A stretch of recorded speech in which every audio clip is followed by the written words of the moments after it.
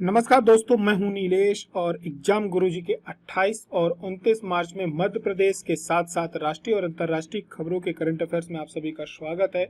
और हम current affair की शुरुआत करते हैं आज के विचारों के साथ। संघर्ष के दौरान आप अपनी उम्र की चिंता ना करें, बल्कि अपनी उम्र की कीमत सबके सामने रखें। यहाँ पर उम्र से संबंध यहाँ पे आपके अनुभव से है, आपको उम्र को अनुभव के रूप में लेना है। और ये विचार है डॉक्टर कलाम साहब के, और स्वाभाविक रूप से इनको देखने के बाद आप स्वयं मोटिवेट हो जाते हैं, हम सभी मोटिवेट हो जाते हैं और एक काम करने की अंदर से एक बोलते हैं ना जिज्ञासा जग जाती है, जुनून पैदा हो जाता है। क्योंकि ये राष्ट्रपति पद में रहने के बाद और वहां से रिटायर होने के बावजूद भी इन्होंने काम करना नहीं छोड़ा, सीखना नहीं छोड़ा।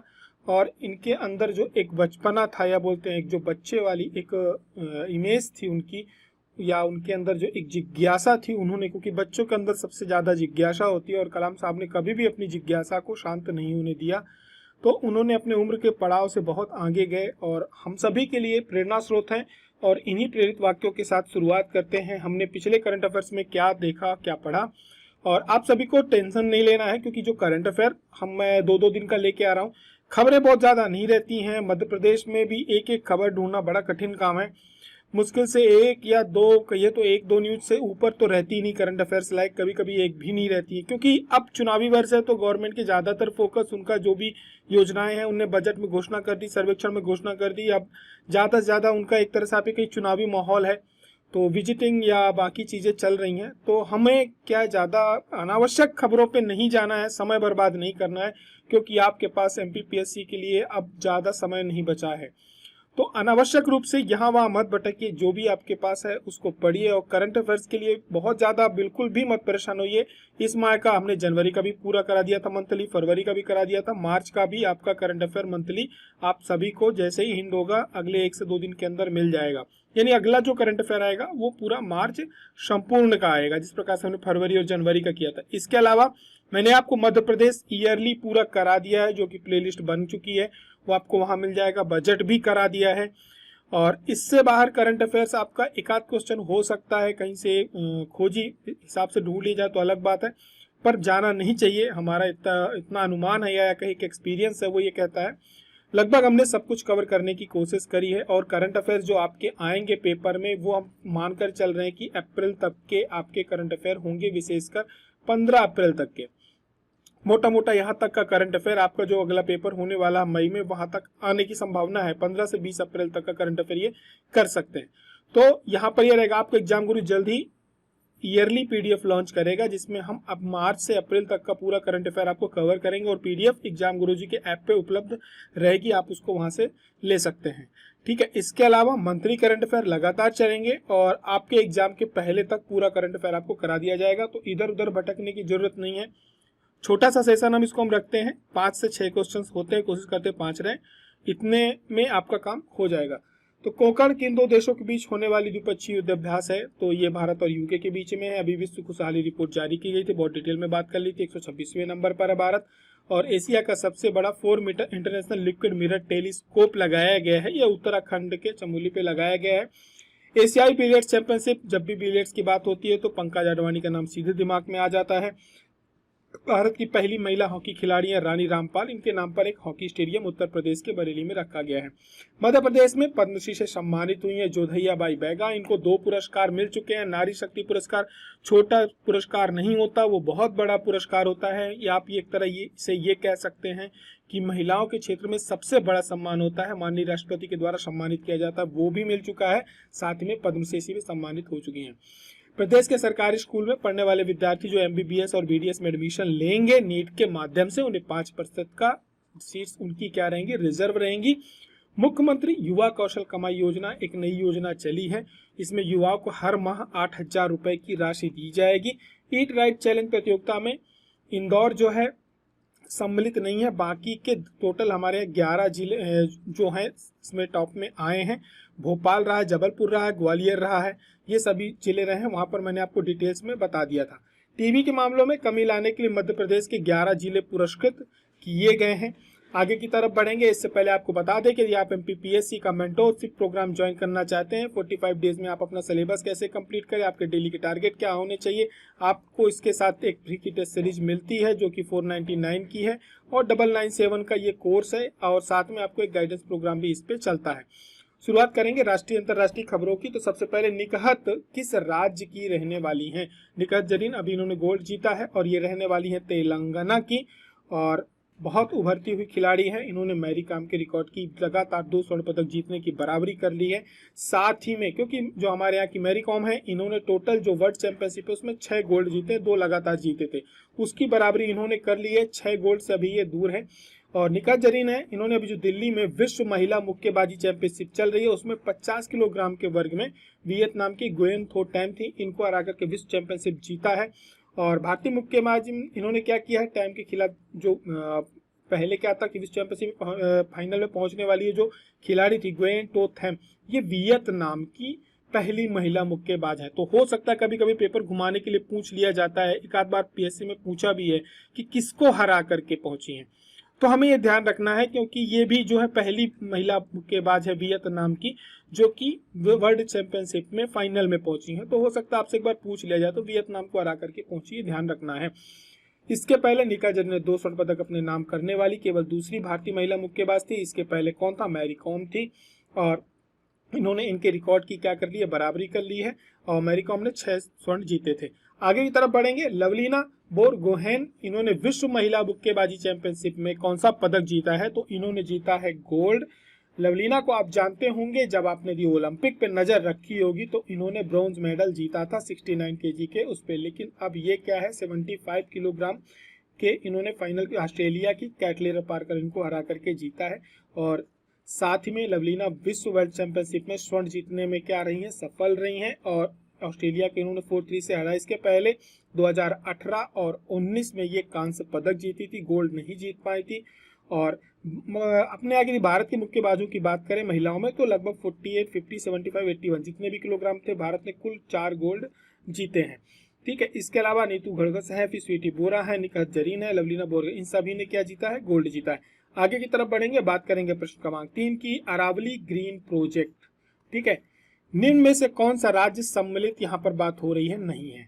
तो अरावली का जो ग्रीन प्रोजेक्ट है इसमें मध्य प्रदेश सम्मिलित नहीं है, राजस्थान है, दिल्ली है, हरियाणा है। तो अब देख लेते हैं यहाँ पे एक्चुअली में ये पूरा का पूरा जो प्रोजेक्ट है ये अरावली जो पर्वत श्रृंखला है उस पर चलने वाला है। यहाँ पर पर्यावरण से संबंधित सारी गतिविधियां होंगी, वृक्षारोपण किया जाएगा और साथ में वहाँ पे जो प्रदूषण वगैरह होता है उसको कंट्रोल करने के लिए बाकी की गतिविधियां होंगी, आसपास जो इंडस्ट्रीज हैं उनको हटाया जाएगा, ये सब सारी चीजें उस पर की जाएंगी। परियोजना के तहत इसमें 75 जल जो स्रोत हैं उनका भी कायाकल्प किया जाएगा। ठीक है, और इसमें जल संसाधनों का भी संरक्षण किया जाएगा। और इस प्रकार से आप ये कहें कि जो पूरी बंजर भूमि है जो राजस्थान के बेल्ट में अरावली पड़ती है, जहाँ पे वहां पर बहुत ही युद्ध स्तर पर वृक्षारोपण किया जाएगा ताकि ये श्रेणी क्या रहे, सुरक्षित रहे। तो ये परियोजना जो है केंद्र सरकार की है। इसमें कुल मिलाकर के यदि आप बात करोगे तो हरियाणा है, ठीक है, राजस्थान है, गुजरात है और साथ में दिल्ली है, क्योंकि अरावली पर्वत श्रृंखला इन्हीं राज्यों की पे फैली हुई है। ठीक है, तो ये सभी राज्य इस पे सम्मिलित किए गए। लगभग 60 लाख हेक्टेयर की जो क्षेत्र है इस पे पूरा क्या किया जाएगा, पहाड़ियों को वृक्षारोपण से भर दिया जाएगा, सभी चीजों का कायाकल्प किया जाएगा। इन्हीं बातों को ध्यान, जिस प्रकार से एक नदी की परियोजना चल रही जिसमें अपने मध्य प्रदेश की नर्मदा नदी भी सम्मिलित है, उसी प्रकार से अरावली श्रेणी में मध्य प्रदेश सम्मिलित नहीं है। बात करें अरावली रेंज की तो ये आपको यहाँ पे गुजरात से शुरू होती है, तो राजस्थान में इसका ज्यादा स्पेस है, फिर हरियाणा में मिलती है, लास्ट में दिल्ली पे जाकर के ये खत्म हो जाती है, दिल्ली का एक भाग थोड़ा सा ये टच करती है।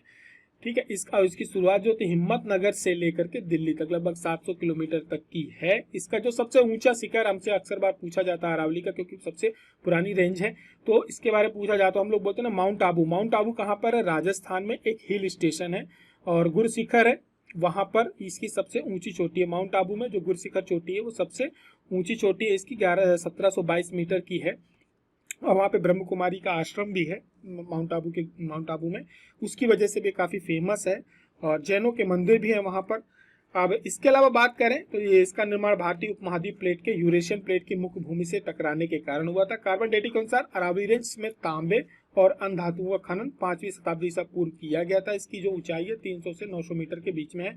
सबसे ऊंची चोटी इसकी माउंट आबू शिखर पर गुरु शिखर है 1722 मीटर की। आगे की तरफ बढ़ेंगे, बात करेंगे प्रश्न क्रमांक 4 की। विश्व महिला मुक्केबाज चैंपियनशिप में नीतू धंगरा और स्वीटी बुरा ने कौन सा पदक जीता है? तो कुल 4 स्वर्ण भारत ने जीते हैं और महिला मुक्केबाजी चैंपियनशिप में इनमें से नीतू और स्वीटी भी हैं। ठीक है, और बात करी जाए आईबीए विश्व महिला मुक्केबाजी चैंपियनशिप की, तो ये इंटरनेशनल ऑर्गेनाइजेशन है जो ये क्या कहते हैं ऑर्गेनाइज करता है स्पोर्ट्स।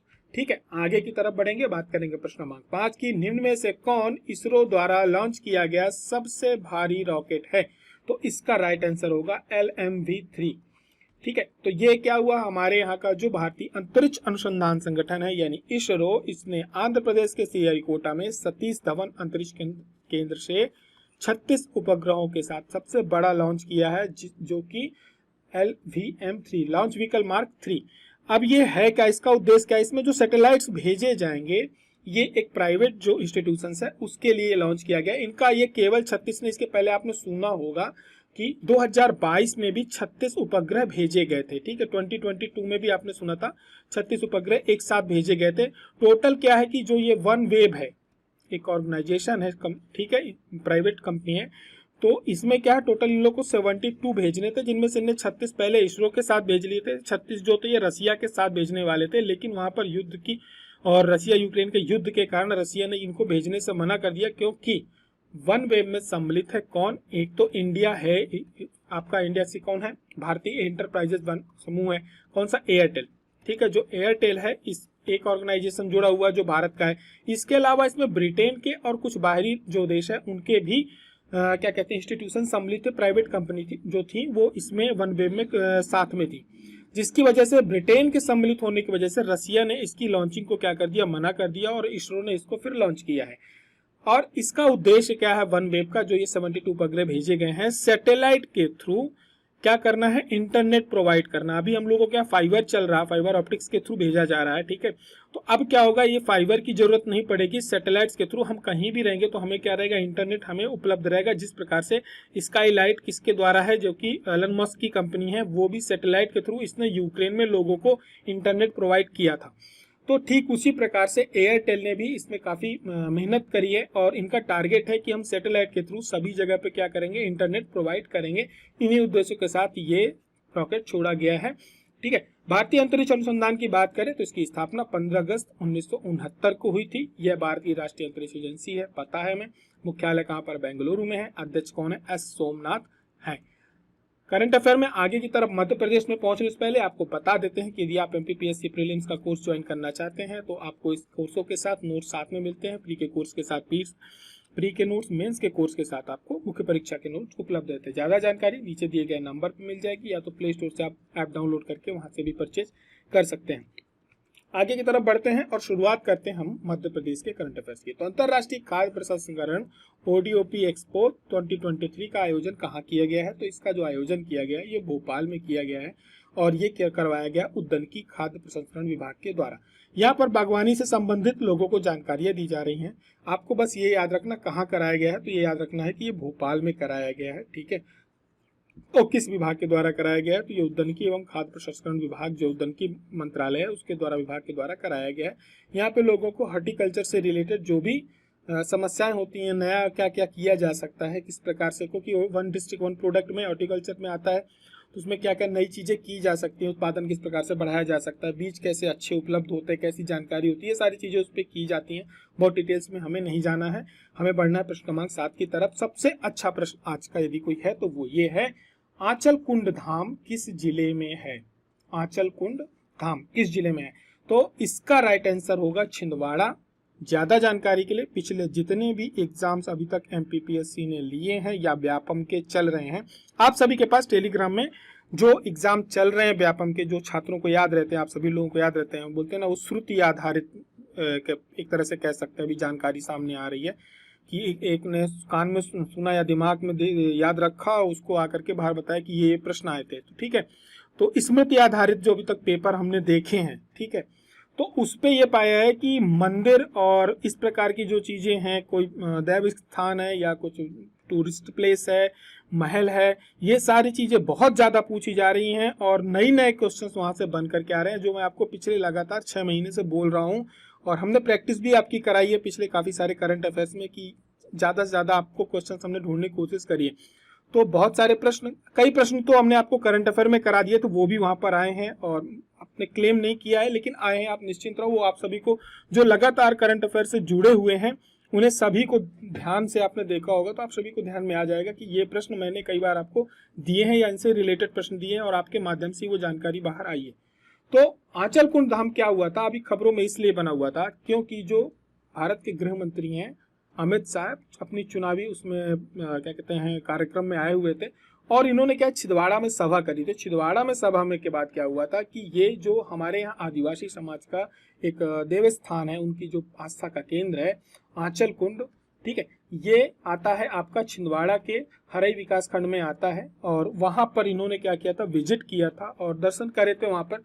ये एक्चुअली में फेमस इसलिए है क्योंकि जो आंचल कुंड धाम है, ये दादाजी जो धुनी वाले हैं, उन्होंने यहाँ पे आपको जो ये दिख रहा होगा कुंड, यहाँ पे उन्होंने एक धुनी जलाई थी जो भी लगातार 200 वर्षों से लगभग चल रही है और आदिवासी समाज के लिए बहुत ही धार्मिक आस्था का केंद्र है उनका।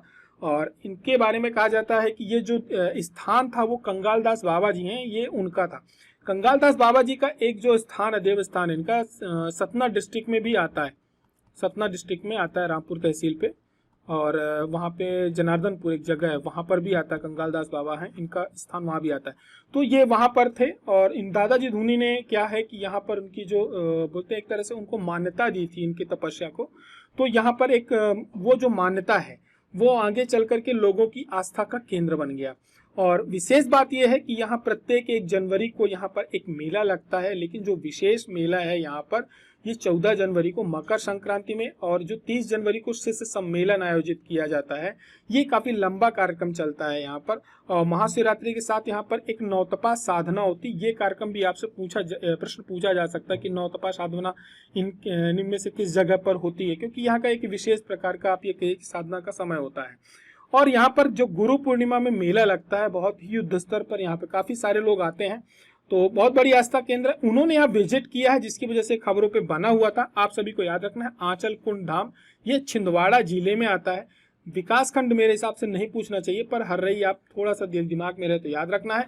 लेकिन एक कंफ्यूजन नहीं रखना है, ये दादाजी धुनी वाले जो है उनकी तपस्थली या उनका बोलो आप तो उनकी तपस्थली नहीं है या उनका मंदिर नहीं है, ये जो कंगाल दास बाबा जी हैं ये उनका धाम है, ठीक है। तो यहाँ पर उन्होंने तपस्या करी थी, बस दादाजी इनके गुरु थे, दादाजी जो धुनी वाले हैं वो इनके गुरु थे, तो अपने शिष्य के यहाँ आए थे और उन्होंने यहाँ पर क्या हुआ था, ये धुनी जलाई थी।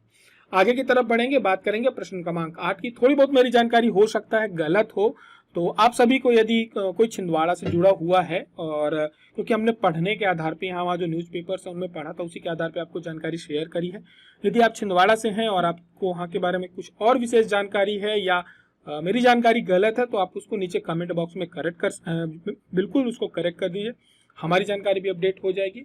और है ना, आगे की तरफ बढ़ते बात करेंगे प्रश्न क्रमांक 8 की। किस जिले की पहचान सुंदरजा आम को GI टैग दिया गया है?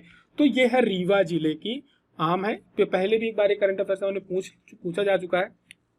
क्या है कि ये जो आम है सुंदरजा, 2 आम की जो प्रजातियां थी उनको एक कलम, उनकी 2 कलमों को एक तरह से आप को क्रॉस करा करके तैयार किया गया था सुंदरजा आम।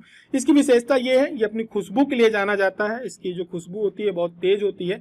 साथ ही में ये डायबिटीज के जो पेशेंट होते हैं, एक तो मीठा होता है, लेकिन जो डायबिटीज के पेशेंट होते हैं ये उनको भी क्या करते हैं, फायदा करता है खाने में। ये उनको जो शुगर लेवल बढ़ता है उसकी समस्या इस आम को खाने से नहीं जाती, ये इसकी विशेषता है। और अपनी इसी विशेषता के कारण 1968 में भारत सरकार ने सुंदरजा आम के 50 पैसे वाला एक डाक टिकट भी जारी किया था।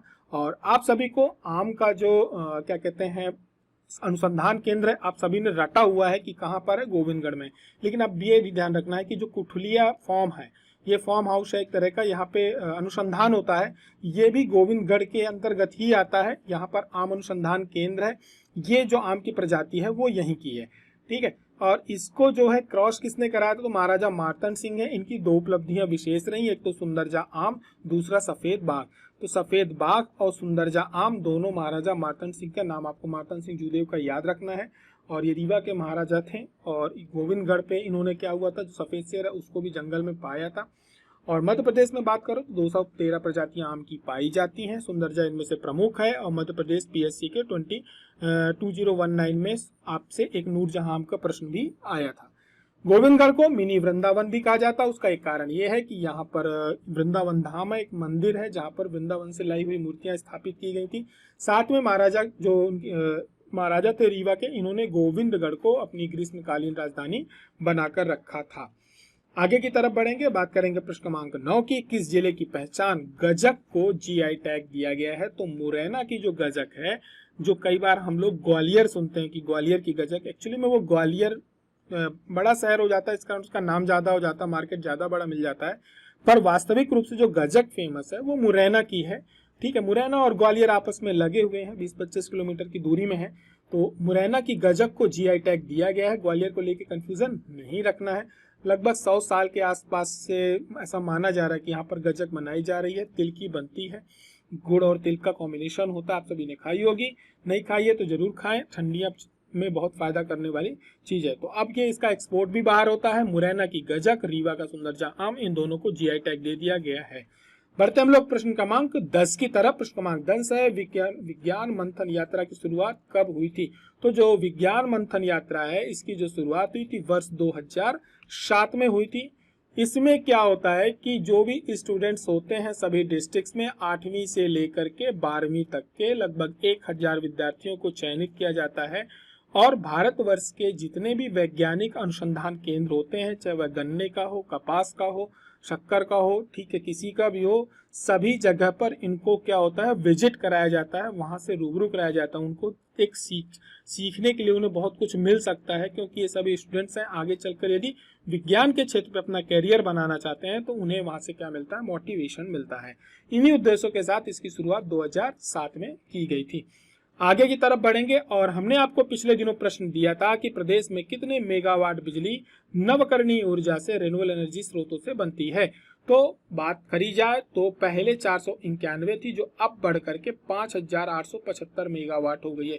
तो 5875 मेगावाट आपको याद रखना है, जिसमें 750 मेगावाट की क्षमता की पवन ऊर्जा सोलर हाइब्रिड परियोजना कहां पर लगाई जा रही है, अभी नीमच में, आगर में 750 मेगावाट की, और इस प्रकार से शाजापुर में भी 450 मेगावाट की लगाई जा रही है। ये सभी परियोजनाएं जब लग जाएंगी, मध्य प्रदेश सरकार का टारगेट है कि 8000 मेगावाट इनको पहुंचना है इसी वर्ष 2023 तक में। तो देखते हैं क्या होता है। लेकिन करंट अफेयर खत्म करने से पहले आप सभी के लिए आज का बेहतरीन प्रश्न वो रहा ये, निम्नलिखित में से कहाँ के किस किले में आहूखाना या मृगवन स्थित है। ठीक है, आहूखाना या मृगवन मध्य प्रदेश के किस किले में है, नीचे कमेंट करके आप सभी को बताना है। उस किले के बारे में जानकारी देनी है, किसके द्वारा बनवाया गया था, किस जगह पे, लोकेशंस क्या है, या उस लोकेशन की और भी कोई विशेषता है तो वो भी आप सभी को कमेंट करके अवश्य रूप से बताना है। पीडीएफ आपको इसके टेलीग्राम चैनल से डाउनलोड करना बिल्कुल भी नहीं भूलना है। यदि आप एमपीपीएससी के टेस्ट सीरीज कोर्स नोट्स लेना चाहते हैं तो एग्जाम गुरुजी के प्लेटफॉर्म पे उपलब्ध है। जल्दी और भी बहुत सारे अपडेट्स इसमें आएंगे, नई क्लासेस भी आपकी स्टार्ट होंगी। करंट अफेयर कैसा लगा नीचे कमेंट करके जरूर बताएं, और वीडियो को शेयर करना नहीं भूलें। यदि पसंद आ रहा, हमारी मेहनत आप सभी को थोड़ा बहुत आपके उपयोगी लग रही तो शेयर जरूर कर दें, हमें भी थोड़ा थोड़ा मोटिवेशन मिलता रहेगा। फिर हमारी और आपकी मुलाकात अगले करंट अफेयर्स में होती है। तब तक आप सभी अपना ध्यान रखें, पढ़ाई निरंतर करके निरंतरता बनाए रखें।